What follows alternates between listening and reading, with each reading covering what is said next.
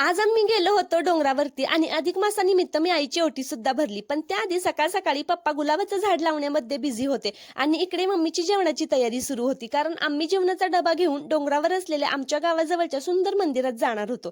घरात सगळ्यांची धावपळ सुरू होती. पटापटा तयारी करून आम्ही निघालो. पण जाता जाता एक महत्वाची गोष्ट आठवली. प्रवास दाबेलीशिवाय कसा पूर्ण होणार? मग काय दाबेलीच्या गाडीवरती ब्रेक लागलाच. 2 गरमागरम दाबेल्या घेतल्या आणि मग आमचा प्रवास पुन्हा सुरू झाला. आणि फायनली आम्ही त्या मंदिरामध्ये पोहोचलो आणि खरंच सांगते ते ठिकाण खूपच सुंदर होतं. डोंगराच्या उंचावर असल्यामुळे खाली दिसणारी घरं, थंडगार वारा आणि शांत वातावरण सगळंच मनाला खूप छान वाटत होतं. याचा सविस्तर लॉंग व्हिडिओ मी लवकरच शेअर करणार आहे, त्यामुळे चॅनलला फॉलो करून ठेवा.